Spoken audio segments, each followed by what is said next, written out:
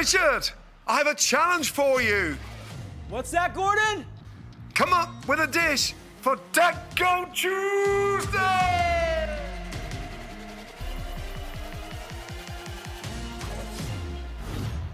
All right, guys, listen, I am so excited because it's Taco Tuesday, and for some reason, I'm in the basement for Next Level Kitchen, and honestly, I love the basement. As a matter of fact, it's called the Blaisement, or at least it is today. Gordon's challenged me to make tacos. It's a San Antonio-inspired taco. It's the Puffy taco. That's right, it's gonna be a fried masa dough. It's gonna have this incredible texture, and it's definitely gonna elevate your Taco Tuesday. So to make a taco, the filling for it, of course you have to make that decision. What kind of meat is gonna be in the taco? And for me, I'm always gonna start with the type of taco that I ate growing up, and it's gonna just be ground beef. To me, that's the ultimate home-style taco. So to season our ground beef, we're gonna start in a pan with some hot oil. We're gonna add some onions, and that's the exact sound that you wanna hear. A little bit of onion ASMR. Onions cooking, sweating, releasing all of their flavor. And then I'm gonna throw in some garlic as well. Most recipes in the world, I'm gonna tell you, they start with onion and garlic. So we're gonna cook our onion and garlic, get that going. It smells really, really good. You can smell it, it's right here. It smells super, super good. Yeah. All right, and now we're gonna add our spices to our taco. So we're gonna add some cumin. We're gonna add a little bit of ground coriander.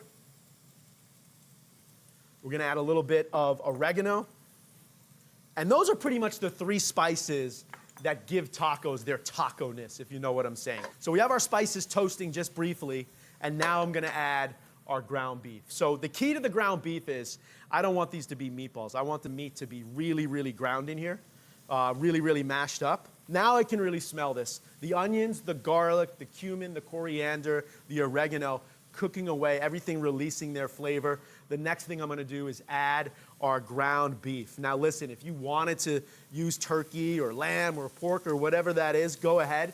I'm using beef because to me, that's Tex-Mex cuisine. And also, it's the type of taco meat that my mom would make. Number one thing we always have to do is when we're cooking to make sure it's the basement, guys. That's a concrete floor, and I broke that plate. Don't tell Gordon. Don't tell Gordon. Guys, don't tell Gordon. Okay, one thing we always have to do is season, especially red meat, and you have to season it pretty aggressively. So I have the meat in the pan, and from up high, I'm adding some salt and a little bit of pepper. There's a couple of reasons why I want to season this from up high, namely because it looks really good for camera. That's not why I would do it. I'm seasoning it from up high because this is going to disperse the flavor throughout this ground beef mixture. Now, when I'm doing this at home, I actually use a potato masher. Do we have any potato mashers in the basement kitchen? I'm sure we do. We do. We have the largest potato masher known to mankind. Now, I used to say that this tool was like the earlobe of the kitchen utensil drawer because it has no use outside of making mashed potatoes on Thanksgiving. But I have found in my older years and my wisdom that this is perfect for sort of mashing ground beef. Big masher, getting down in there, knocking all of our beef in there. And there we go, okay? Sauteing this a little bit. Saute means to jump, right? So this is what it means, all the things jumping in a pan. The next thing I'm gonna add is a little bit of stock. You can use whatever stock you want. Honestly, you could even use a little bit of water if you want. And this is gonna be called deglazing the pan. Sounds really, really fancy, but deglazing the pan is just picking up all the little bits and pieces that might have been stuck or charred to the bottom of the pan. That's called fond. Fond means flavor. Okay, I added a little bit of beef stock. You can add whatever you want. You can add water at home, chicken stock, and now a little bit of tomato. All right? You know, I probably would like a little spice with this. Do we have any chili powder over here? A little chili powder. Boom, it's the basement. Okay, but we do have chili powder down here. Here's the thing about chili powders too. You wanna make sure that how spicy they are. So I'm gonna just taste a little bit. A little bit of chili powder. Give us a little bit of heat. I want it to taste a little bit better than my mom's tacos tasted on Tuesday. That's horrible. I love you, Mom. I love you. Your tacos were delicious, but they weren't seasoned very well. Okay, here we go. Tomatoes, beef, chilies, spices. We're gonna let that cook down, and we're gonna turn our attention now to the actual taco shells. And this is where Puffy tacos get their name. So I have my masa dough right here. Listen, you can go and buy these at a good Mexican grocery store, or quite honestly, most grocery stores in the US right now. And I'm very simply going to fry this masa, make it into a tortilla, and drop it in the deep fryer. So my deep fryer is heating up. My topping for my tacos is reducing over here. And now it's time to press our masa dough. By the way, this is something too you can find. They're not very, very expensive. You don't need the tortilla press. You can do it with 2 pans, but it's a fun gadget to have, and again, it's not really expensive. Plastic wrap on the bottom. We're gonna put our masa dough on top. I'm gonna put actually another piece of plastic right on top. Press this down, and then real simple, we are gonna just press gently our masa. Take a look at where we're at. Okay, it's a little too thick. Go a little bit thinner.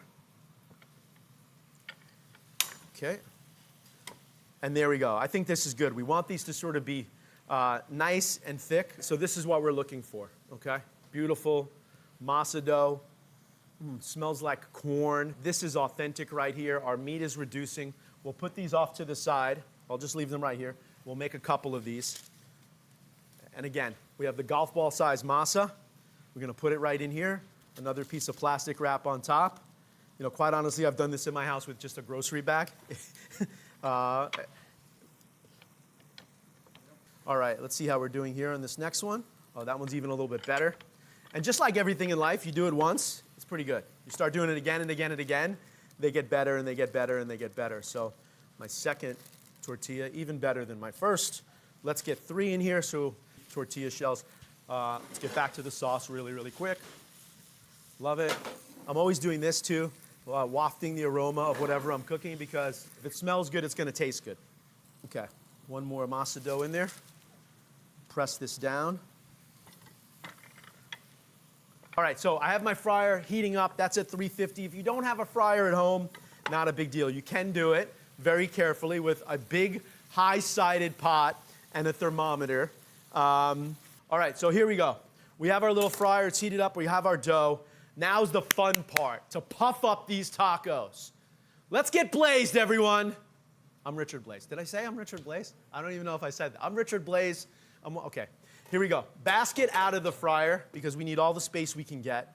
And then I'm gonna drop this tortilla into the fryer, and then I'm gonna use this spatula to sort of make sure I get the shape of a taco to put in our beautiful, sort of authentic, rustic taco holder over here. So drop our tortillas in there.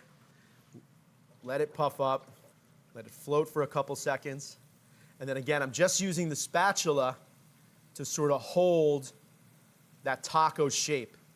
So you have that beautiful sort of V shape. And wow, you can see this frying up. Very gently take my puffy taco out. I'm gonna always take anything that I cook in a fryer out to a paper towel so that it dries off a little bit. We get rid of some of that excess oil. And I'm always gonna season with salt as soon as it comes out of the fryer, because the salt will absorb into the item that's just fried. Second taco in here. We got one, we need 2 more. Okay, we have our garnishes over here. We have cheese and sour cream and onion. We have an avocado. We'll get this last one out. Let's get our garnishes going over here. We have some cilantro, some diced avocado. I love cilantro. I like lots of it. Okay, taking out some frustration on the cilantro. And we have some avocado as well.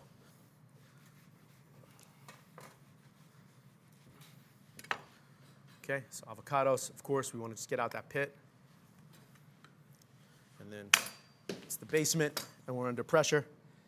And we'll just dice the avocado, make a couple cuts inside the avocado. Let's see, get a spoon. Scoop out our avocado. All right, so we got all our garnishes. We have our meat cooked. It's the ground beef seasoned with cumin and coriander and oregano. We got our puffy tacos that have been seasoned when they came out of the fryer with avocados As soon as they get chopped, I like to add a little bit of lime juice to them. That's gonna keep their beautiful, beautiful green color so they don't oxidize. I'm gonna salt the avocado a little bit as well. That's gonna be for our topping. We have our chopped cilantro, we have onion, cheese, sour cream, tomatoes. I think we are ready to plate. Here we go. By the way, this is absolutely brilliant. I don't know where we found this thing. I don't know if it's actually for tacos or if it's for, I'm thinking pickleball. I don't know what you're thinking. I'm thinking racket sports. But I think this is perfect because we can put our puffy tacos right inside of this beautiful taco holder. We got our 3 puffy tacos. That fits for me.